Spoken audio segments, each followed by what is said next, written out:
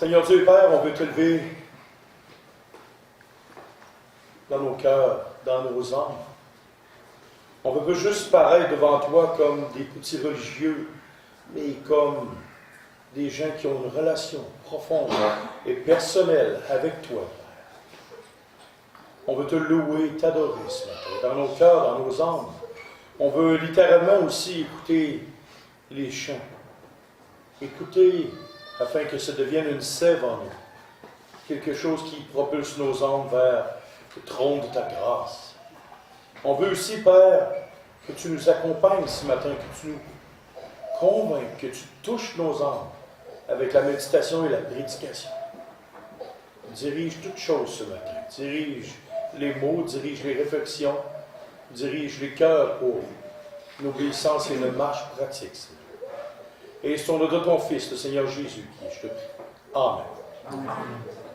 On va tourner, s'il vous plaît, comme pour la méditation, dans le livre de Genèse, s'il vous plaît. Et à partir du verset 25, du chapitre 25 et le verset 27 jusqu'au verset 34. Et j'aimerais vous mettre dans une mise en situation avant de commencer. Prenons par exemple que Dieu vient vous voir une journée et qu'il vous dise « Je te donne une boussole. » Et cette boussole t'indique le nord. Garde toujours la boussole avec toi et marche. Continue à marcher sans t'arrêter, mais suis toujours la direction du nord. Il va y avoir de la pluie, de la neige, du froid comme un matin. Il va y avoir des tempêtes, il va y avoir toutes sortes de choses. Mais je te dis qu'il faut que tu continues à suivre et à marcher vers le nord. Et en échange, à un moment donné, tu vas arriver. Tu ne sais pas quand est-ce que tu vas arriver. Mais à un moment donné, un jour, une date imprécise va te conduire à quelque chose d'extraordinaire. Mais je ne te dis pas c'est quoi. Alors, vous faites confiance à Dieu, vous partez avec la boussole.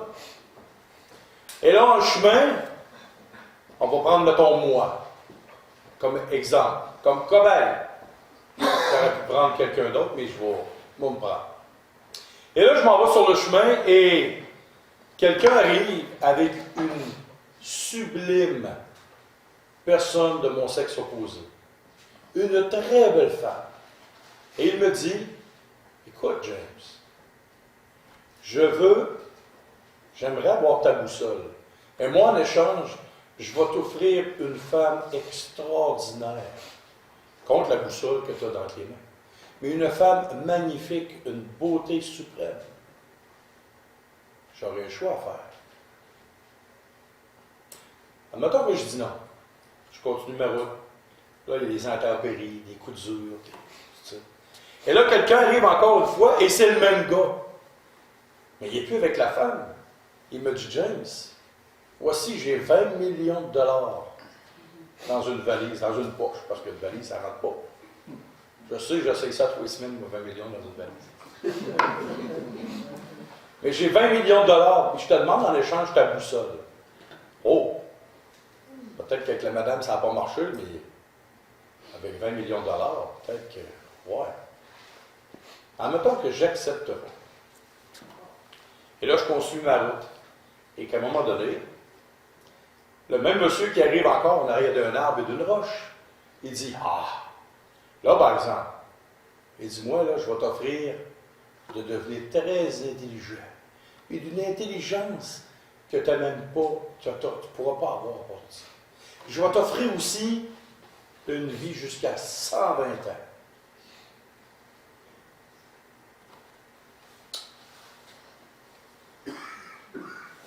On va lire le texte de Genèse. Genèse chapitre 25, à partir du verset 27. Ses enfants grandirent, les enfants de Jacob. Là. Ésaü devint un habile chasseur, un homme des champs. Mais Jacob fut un homme tranquille qui restait sous les tentes. Isaac aimait Ésaü parce qu'il mangeait du gibier, et Rebecca aimait Jacob. Comme Jacob faisait cuire un potage, Ésaü revint des champs accablé de fatigue. Et Ésaü dit à Jacob, « Laisse-moi, je te prie, manger de ce roux-là, car je suis fatigué. » C'est pour cela qu'on a donné à Ésaü le nom d'Édom. Jacob dit, « Vends-moi aujourd'hui ton droit d'aînesse. » Et Ésaü répondit, « Voici, je m'en vais mourir. À quoi me sert ce droit d'aînesse? » Et Jacob dit, « Jure-le-moi d'abord. » Il le jura, et il vendit son droit d'aînesse à Jacob. Alors Jacob donna à Ésaü du pain et du potage de lentilles. Il mangea et but, puis se leva et s'en alla. C'est ainsi qu'Ésaü méprisa le droit d'aînesse. Quel est le titre du message, de la petite méditation? Le mépris de la bénédiction future. Qu'est-ce que cet homme-là a fait? Il était parti à la chasse, son frère était en train de préparer à manger, il dit, il avait tellement faim, il n'avait rien chassé, il n'avait rien pogné, et là il revient, il a faim, il est en train, il pense qu'il va mourir, en ayant juste les regards sur ce qui est présent, le moment présent là, et il ne regarde pas à quelque chose de très précieux. Donc cet homme-là a pris sa boussole et l'a donné en échange de quoi? D'un bout de pain et d'une soupe aux lentilles. En tout cas, si ça avait été bœuf et orge, ça aurait été meilleur. Mais bon.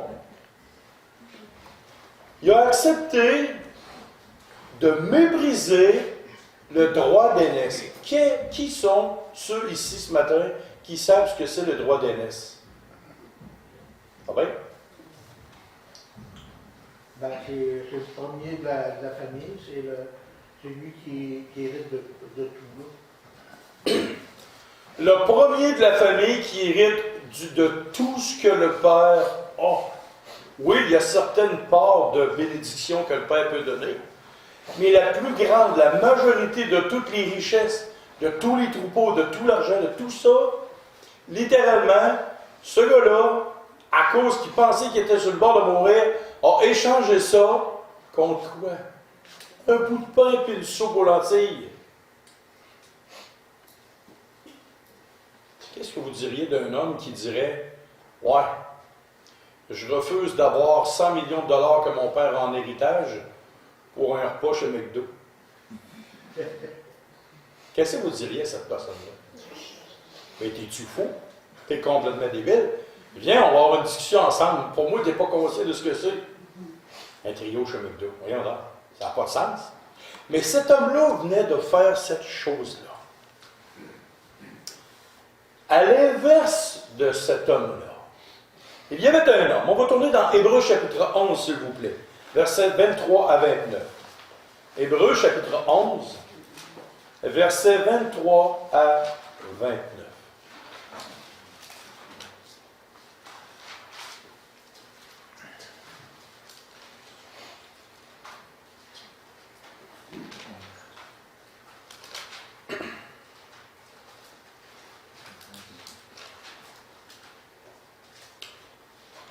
C'est par la foi que Moïse, à sa naissance, fut caché pendant 3 mois par ses parents, parce qu'ils virent que l'enfant était beau et qu'ils ne craignirent pas l'ordre du roi. C'est par la foi que Moïse, devenu grand, refusa d'être appelé fils de la fille du Pharaon. Il préféra être maltraité avec le peuple de Dieu plutôt que d'avoir pour un temps la jouissance du péché, et il regarda l'opprobre de Christ comme une richesse plus grande que les trésors de l'Égypte. Car il avait les yeux fixés sur la rémunération. C'est par la foi qu'il quitta l'Égypte sans être effrayé de la colère du roi. car il se montra ferme, comme voyant celui qui est invisible. C'est par la foi qu'il... On continuera pas là. J'ai quelques questions à vous poser. Quel était le nom de la personne qui quitta l'Égypte? Moïse. Quel est le nom de la personne qui avait les yeux sur la rémunération? Moïse. Quel est le nom du roi qui a asservi les Israélites? Ramsès III. En quelle année a-t-il existé?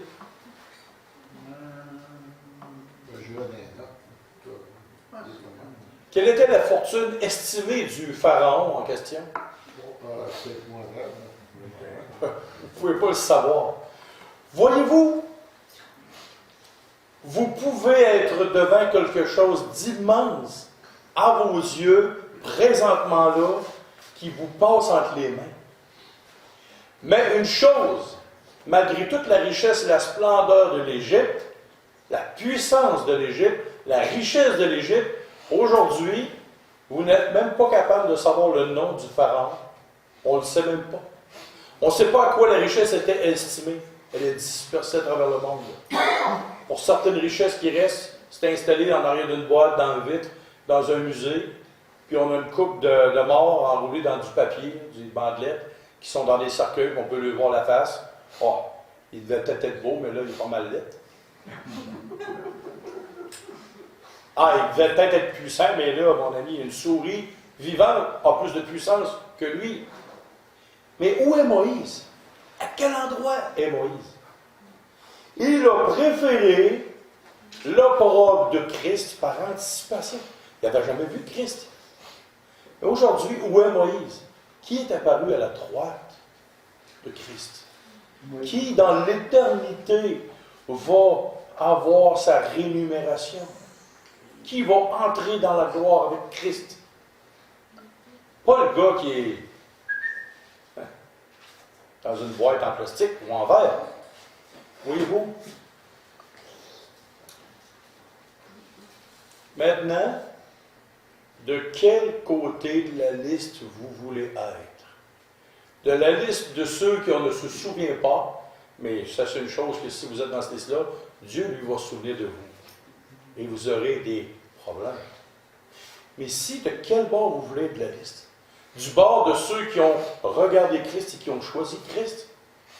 Ou de ceux qui ont préféré, pour un temps, pour un morceau de pain, une soupe de lentilles, briser, bafouer l'héritage de la promesse de bénédiction future, dont la plus grande, la vie éternelle.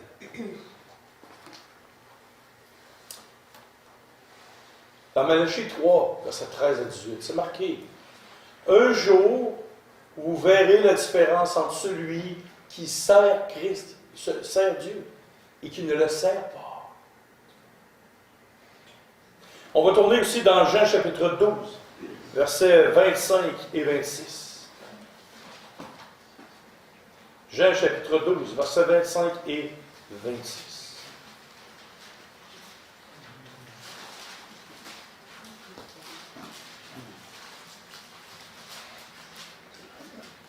Celui qui aime sa vie la perdra, et celui qui haït sa vie dans ce monde la conservera pour la vie éternelle. Si quelqu'un me sert, qu'il me suive. Et là où je suis, là aussi sera mon serviteur. Si quelqu'un me sert, le Père l'honorera. Voici l'exemple frappant, concret, de la rémunération qui est dans le futur. Voici ce qui est pour nous dans le futur. Les gens peuvent dire, « Ah, James, t'es fou, tu te lèves à 3h, 3h30 pour étudier les choses qui concernent Dieu. Le samedi, le dimanche, tu ne dors pas, tu te lèves à 3-4 h du matin pour préparer les messages. » Alors, je pourrais faire comme bien du monde. Dire, on va faire autre chose de ma vie que de m'occuper de Dieu, de m'occuper d'une assemblée. On va faire autre chose. Et Dieu m'a appelé, Dieu m'a proposer une boussole. Et il me dit, suis le nord de ma direction. Savez-vous quoi? Dieu nous donne chacun une boussole. Mais ce n'est pas la même boussole. Vous n'êtes pas tous appelés à prêcher. Vous n'êtes pas tous appelés à écrire, faire quelque chose.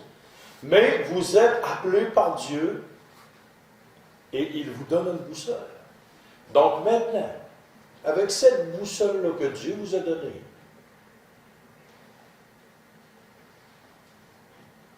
qu'allez-vous faire? Allez-vous mépriser et échanger cette boussole-là contre quelque chose de temporaire dans le monde? Comme cet homme-là qui a méprisé les bénédictions futures pour un repas? Ou vous allez choisir de l'autre côté la bénédiction future, comme Moïse a choisi? Deux hommes qui, s'ils avaient persévéré dans leur voie, ils seraient devenus tous les deux riches, mais ont pris deux voies différentes. Mais aujourd'hui, qui est béni? Qui est en attente de la gloire future auprès de Christ? C'est Moïse. Mais nous, en terminant, nous, qu'est-ce que nous allons choisir? Quel est le chemin? Tu veux-tu une belle carrière? Tu veux-tu beaucoup d'argent? Tu veux-tu avoir la plus belle femme au monde? Tu veux-tu? Il y a bien des affaires sur la tête qu'on pourrait avoir. Tu veux-tu avoir beaucoup de richesses? Ou pour un temps, et je vous dis tout de suite que la vie passe très vite. Il me semble que je vois des petites affaires de même, là. Puis je m'en vais d'abord, puis je vois une grande affaire comme en arrière. Elle va se marier dans pas là. Ma fille. Voyez-vous, je pensais que ça allait pas vite, la vie. Mais c'est aperçu qu'elle va pas mal plus vite que moi. La femme m'a dit que je suis sénère. C'est vrai, la vie va pas mal plus vite, puis pas mal plus sénère que moi. Fait que dites-vous une chose, un matin, vous vous réveillez, hein? Vous êtes grands-parents. Un autre matin, hein? Vous êtes à la retraite. Puis un autre matin, hein? Vous apprenez que vous avez une maladie, puis un autre matin, oh, il n'y a plus rien. Bon, c'est dit. Fait que pensons-y. Est-ce que nous allons poursuivre la route avec notre boussole, puisque Dieu nous a confié, en ayant les yeux fixés sur la rémunération, ou pour un temps, comme Moïse aurait pu choisir, les yeux fixés sur ce qui est terrestre, temporaire, ou sur Christ? Celui qui aimera sa vie la perdra. Ça vous tente-tu d'investir dans un fonds de pension, puis à 65 ans, on vous dit « Ah, on vous l'enlève. » Savez-vous quoi? C'est exactement ce qui va vous arriver si vous investissez tout votre temps, votre énergie, votre effort sur les choses de la terre. Investissez donc à la bonne place. Le rire céleste. Et là, vous allez rire pour l'éternité.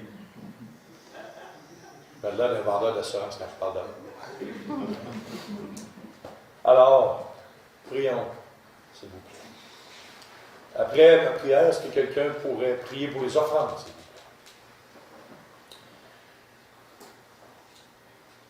Seigneur Dieu et Père, avec ce qui vient d'être dit, d'être médité, donne-nous d'avoir la vision du futur. De ne pas juste voir le moment présent, le moment terrestre, le moment qui nous conduit à tout perdre. Mais donne-nous, Père, d'investir avec intelligence et de placer nos efforts dans ce qui est céleste, ce qui est éternel, ce qui ne s'oubliera pas. Tu es le rémunérateur, Père, et tu veux qu'on soit rémunéré, qu'on vive pleinement quelque chose d'extraordinaire. Mais tu ne nous appelles pas sur cette terre, Père, à vivre la splendeur à laquelle tu nous as réservé. Alors, continue-nous dans la vérité. Fais-nous voir le mensonge. Éclaire nos yeux, nos cœurs sur l'hypocrisie dans laquelle on nage, dans laquelle on est enterré jusqu'au cou. Sors-nous de là, Père. Fais-nous voir ta réalité. Et non juste le mensonge qui nous entoure. Conduis-nous sur la vérité. Et dans la vérité. Et par la vérité, Seigneur. C'est au nom de ton Fils Jésus que je te prie. Amen. Amen.